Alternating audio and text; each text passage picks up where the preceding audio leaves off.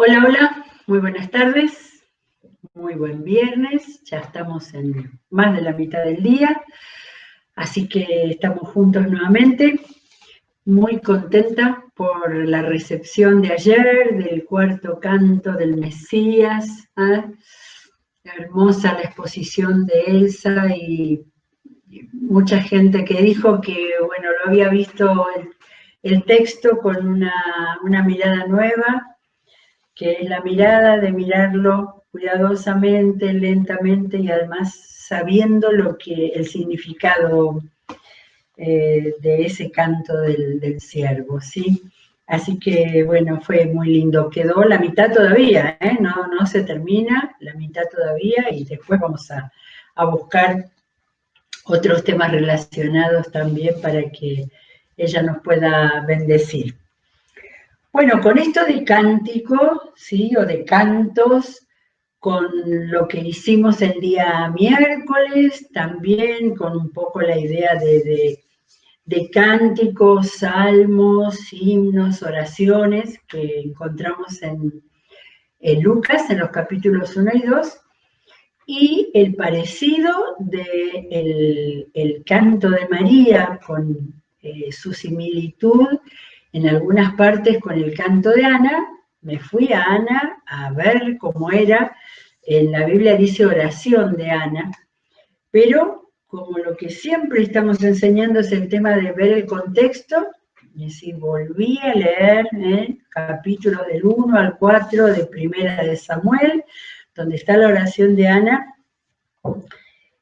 y me encontré con que uno tiene en la memoria, es decir, algunos datos, ¿no? Es decir, el canto sí, porque es muy famoso, especialmente por su cercanía con el canto de María, y también el hecho de la mujer que oraba y lloraba y la confundieron con una borracha, pero esos son lo de siempre de los cuadritos, ¿no? Los detalles, ¿no? ¿Y qué pasaba ahí? Poder darle una mirada. Me pareció que había para mirar. O sea que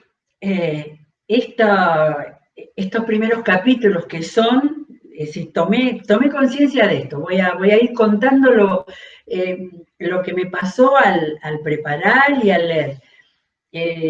Esto es el comienzo es la introducción a los dos libros de Samuel tan importantes, con algunas de las cosas esenciales de la historia del pueblo de Israel, como fue el pedido de rey, la elección del primer rey, Saúl, que no resultó bueno, después la elección de David, y todo lo que tuvo que ver con el reinado de David, de manera que los libros de Samuel son muy importantes. ¿Y qué pasa? Comienza con el comienzo, valga la redundancia, porque tenemos que hablar del nacimiento de Samuel, o sea que yo pensaba, no leí nada, pero digo, ¿lo habrá escrito Samuel mismo? Porque es la historia de Samuel, pero si él lo escribió, él sabía perfectamente, porque al principio nos encontramos no con un importante y algo imponente historia, sino con los conflictos de dos familias. Así que estos primeros capítulos son los muy serios conflictos de dos familias. Así que empiezo a leer porque tenemos que mirar todo esto.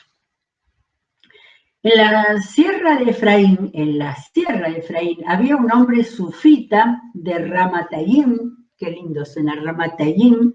Su nombre era Elcaná, hijo de, bueno, acá hasta el tatarabuelo cuenta, todos de Efraín, ¿sí?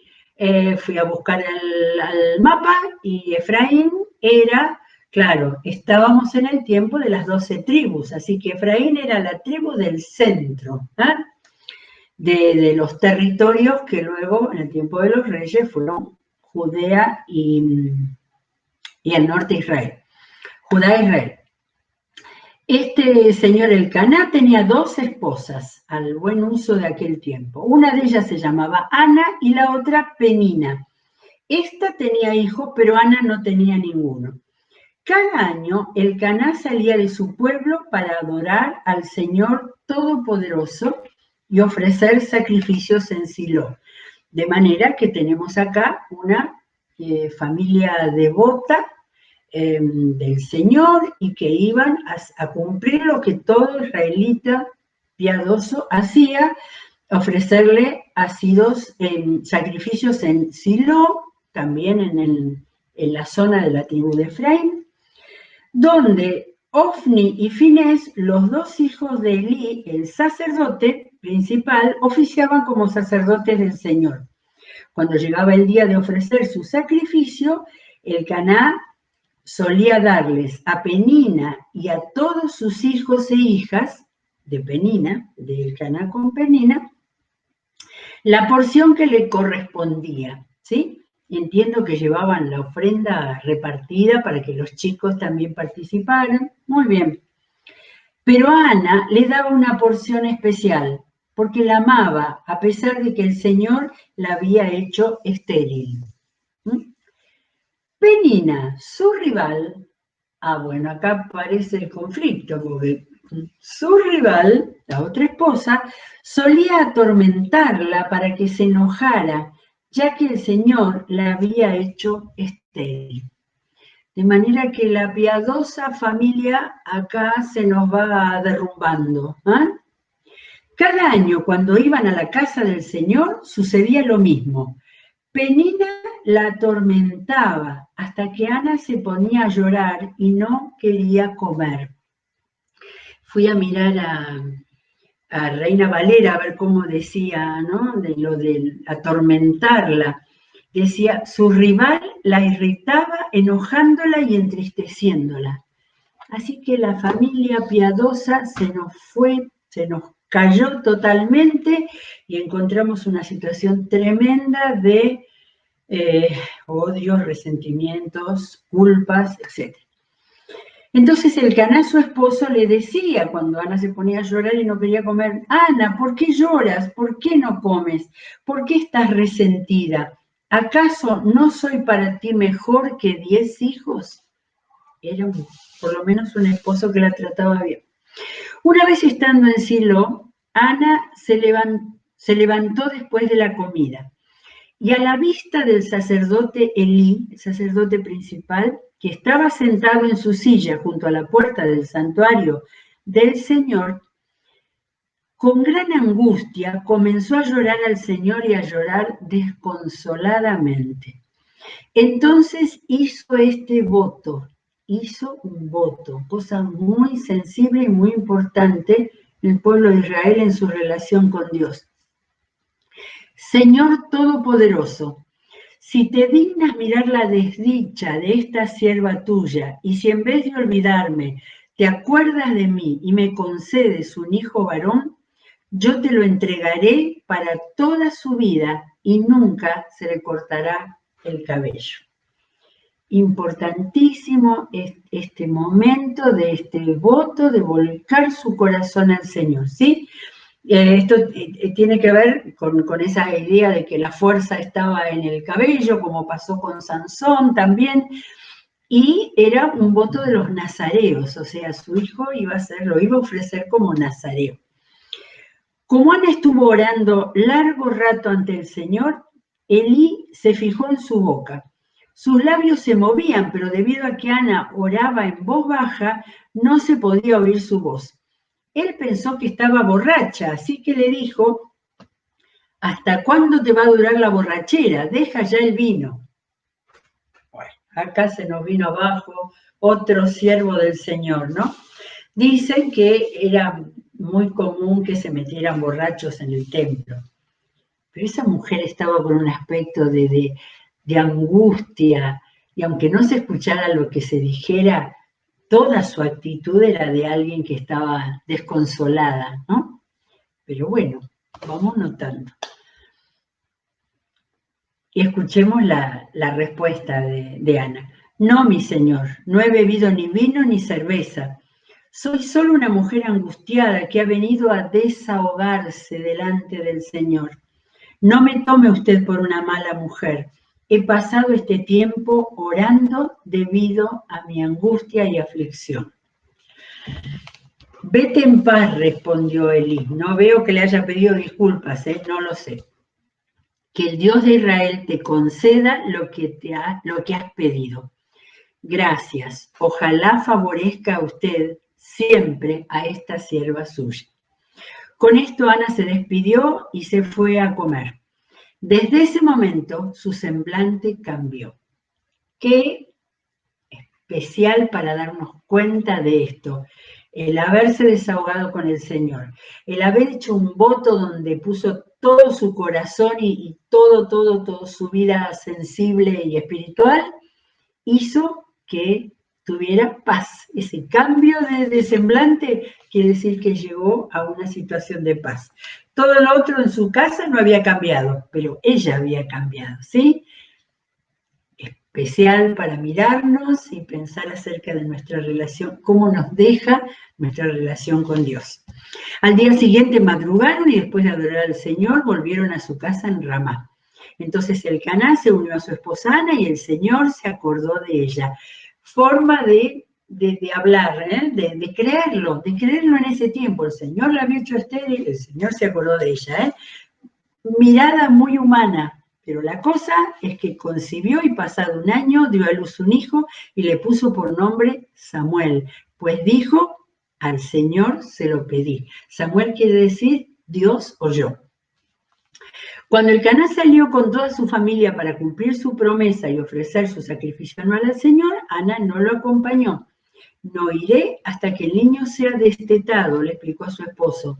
Entonces lo llevaré para dedicarlo al Señor y allí se quedará el resto de su vida.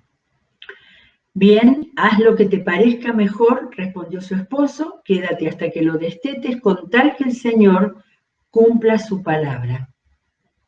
La fe de Ana y de su esposo tenía la misma línea.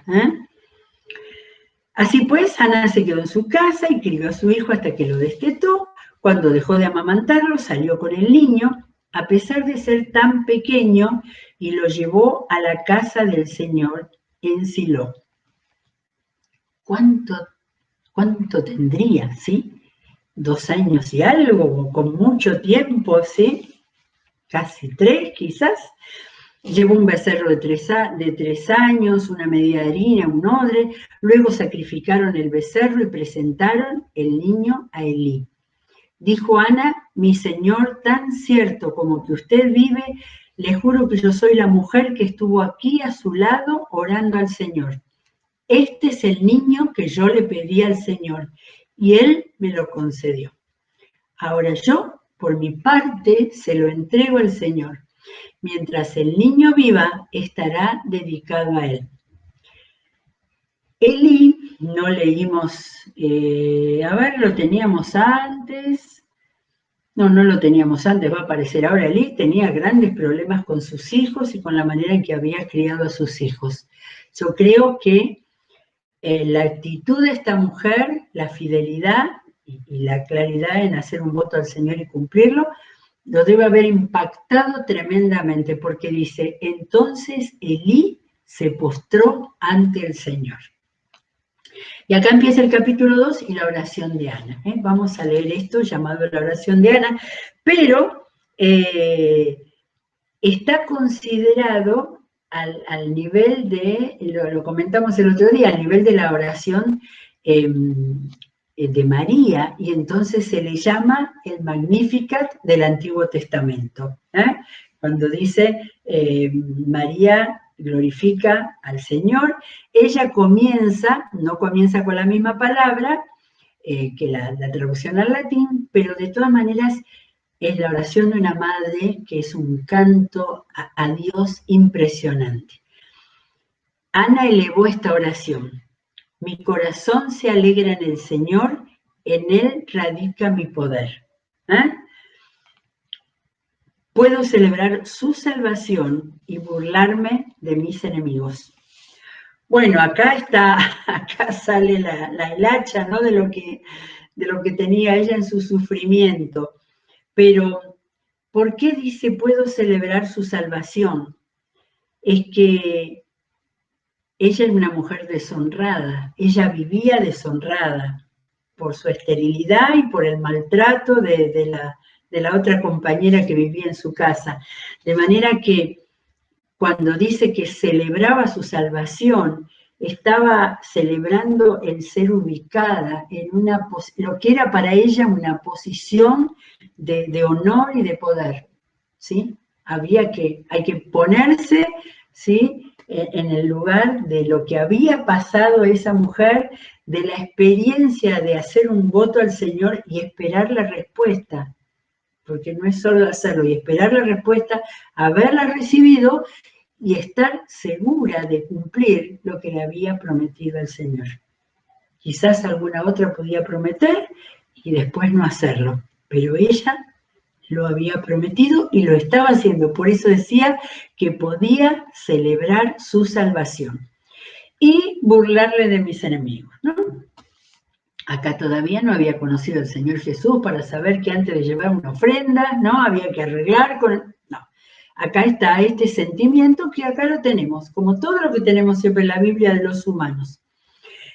En el 2 empieza a alabar al Señor. Nadie es santo como el Señor. No hay roca como nuestro Dios. No hay nadie como Él. Alabanza pura. Es un canto de alabanza, de darle las mejores palabras al Señor. Y tiene también características que parece de repente a los salmos, a los proverbios. Esto estaba lejos del tiempo de los salmos. Dice en el 3, dejen de hablar con tanto orgullo y altivez. No profieran palabras soberbias.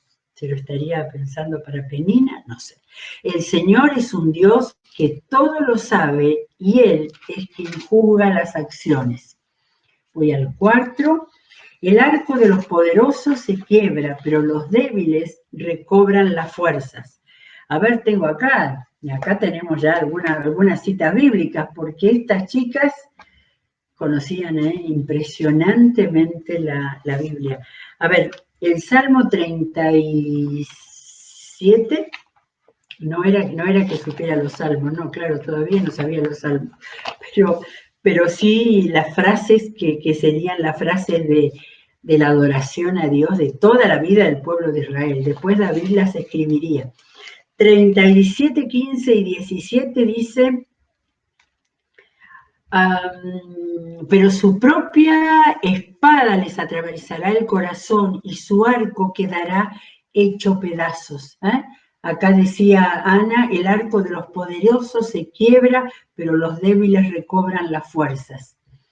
Y dice, los que antes tenían comida de sobra se venden por un pedazo de pan.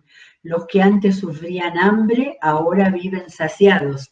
Y eso sí nos recuerda un versículo muy conocido del Salmo 34:10. Los leoncillos se debilitan y tienen hambre, pero a los que buscan al Señor nada les falta.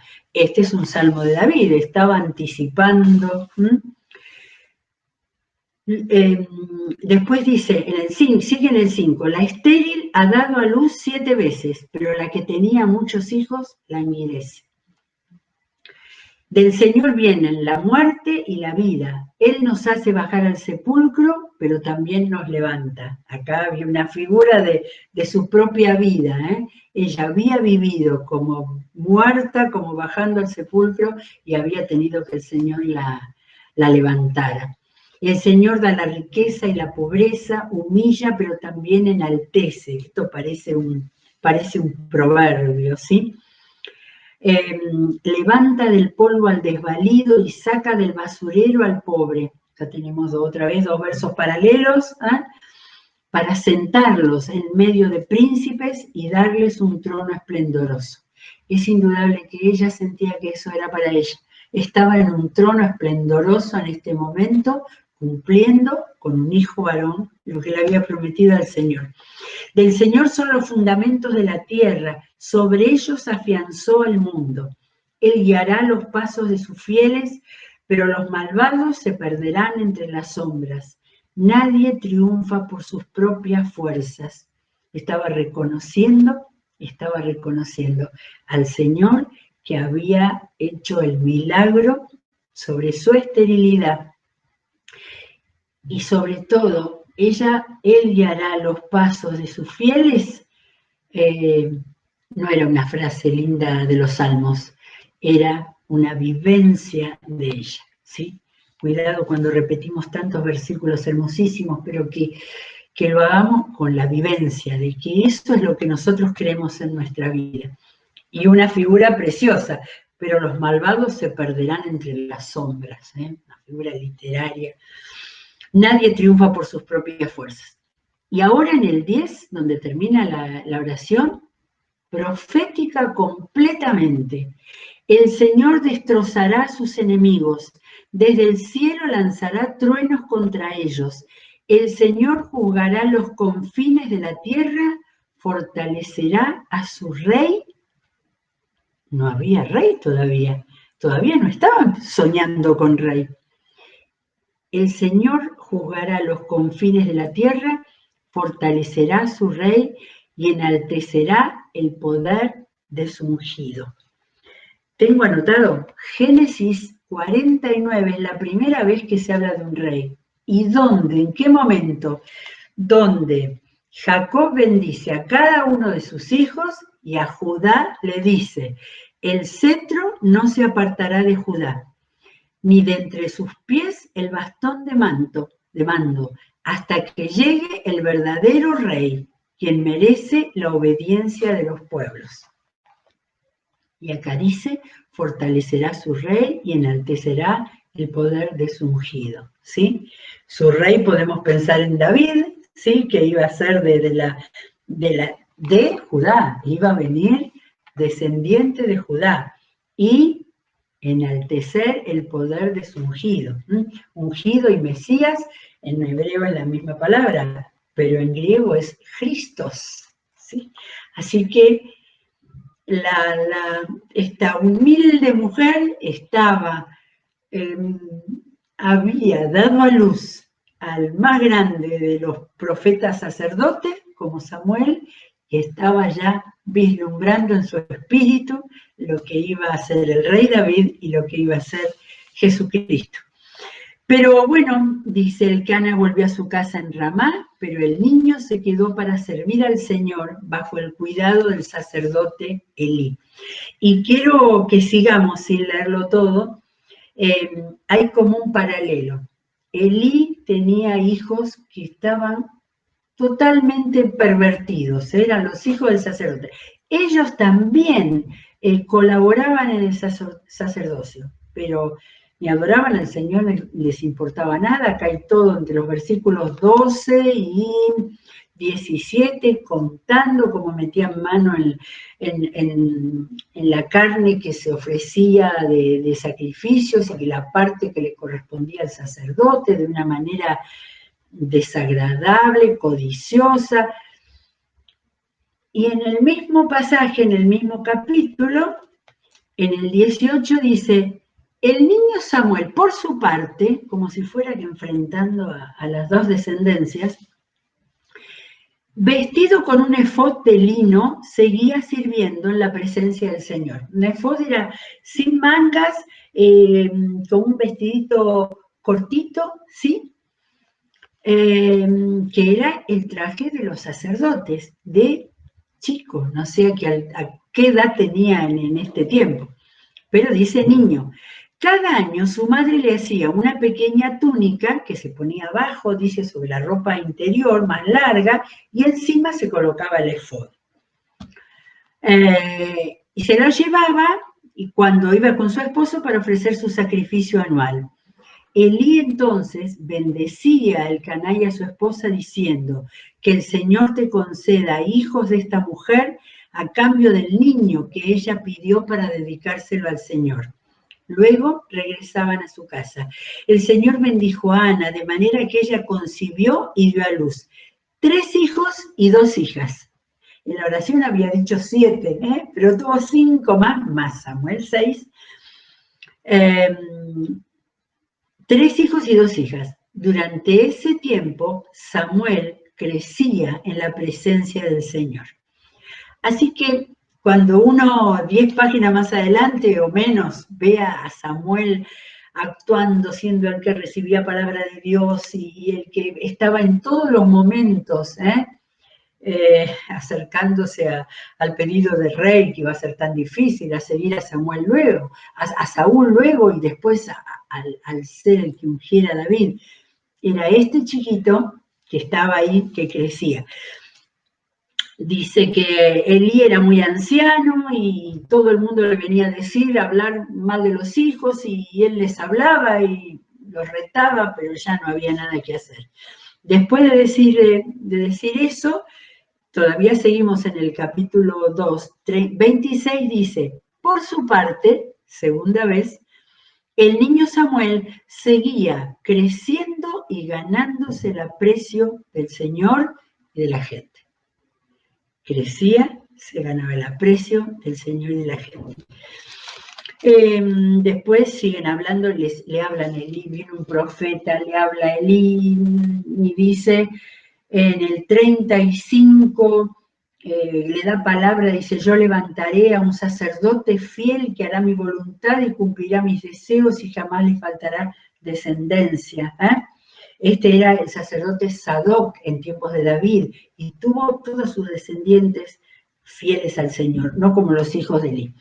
Y el último, que lo leo lo más rapidito, el capítulo 3, hay otro cuadro muy conocido, Todavía no estaba acostumbrado a escuchar la voz del Señor. Y dice que el Señor en ese tiempo hablaba por visiones. Entonces, Samuel, que todavía era joven, ¿qué tendría? 18 años, no sé. Servía al Señor bajo el cuidado de Elí. Elí se estaba quedando ciego un día mientras descansaba en su habitación, ¿se acuerdan? Samuel dormía en el santuario donde se encontraba el arca de Dios, él lo cuidaba.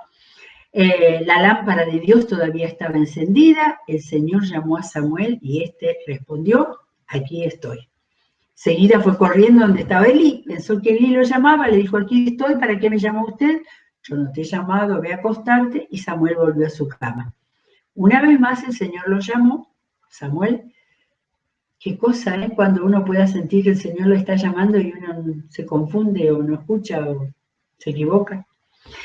Una vez más el Señor lo llamó, Samuel fue corriendo a Elí, aquí estoy, hijo mío, no te he llamado, vuelve a acostarse. Samuel todavía no conocía al Señor, ni su palabra se le había revelado, pero ya le estaba hablando. Por tercera vez llamó el Señor a Samuel, se levantó y entonces Elí se dio cuenta de que el Señor lo estaba llamando y le dijo, ve y acuéstate, si alguien vuelve a llamarte, dile, habla Señor, que tu siervo escucha. Y ahí está la llave, la llave, que uno le pueda decir al Señor, habla al Señor, que tu siervo escucha. Samuel pues se acostó, el Señor se le acercó, lo llamó. Me encanta esto. El Señor se le acercó, como si se hubiera ido a la cama donde el pobrecito por tercera vez estaba acostado y lo llamó de nuevo. Y él dijo, habla que tu siervo escucha. Y ahí el Señor le dijo palabra diciéndole el final de Elí y de sus hijos, ¿sí? Una terrible, terrible palabra. Y cuando Samuel se despertó y Elí se dio cuenta y le dijo, me tenés que contar todo. Que Dios te castigue sin piedad si me ocultas una sola palabra. Y entonces Samuel le refirió todo sin ocultarle nada. Elí dijo, Él es el Señor, que haga lo mejor que le parezca. Mientras Samuel es el final del capítulo 3 y el final de la vida de estas dos familias, una parte fiel y todo lo otro que vimos en cuanto a su presente y a su futuro. Mientras Samuel crecía, el Señor estuvo con él y confirmó todo lo que le había dicho. Y todo Israel, desde Dan, la última tribu del norte, hasta Beerseba, el último pueblo del sur de Judea, se dio cuenta de que el Señor había confirmado a Samuel como su profeta. Además, el Señor siguió manifestándose en Silo. Allí se revelaba a Samuel y le comunicaba su palabra. Capítulos 1, 2 y 3 de Primera Samuel. Estuvimos viendo mucho con la vida de David, Primera de Samuel. Pero este es el comienzo. Aquello que pudo llegar a pasar tuvo que ver con este hombre. Él fue el que escuchaba tanto a Dios que cuando tenía a los hermosos hermanos de David para ungirlo, él tuvo claridad de que ese no era el ungido y hizo llamar al más chico, al que estaba ocultado por algo, y él supo todo lo que Dios quería en su vida. Me pareció extraordinaria esta historia. Trasladémoslo a nuestras vidas, a nuestro tiempo, a los conflictos que hay ahora en los hogares, en las relaciones padres-hijos, y sabremos que tenemos palabra de Dios para nosotros, para hoy y para los días siguientes. Muy bien, cerramos la Biblia ahora, hasta el día lunes, si Dios quiere, que sigamos toda la programación en el día de hoy y estaremos juntos en los cultos de sábado y domingo. Que Dios les bendiga mucho.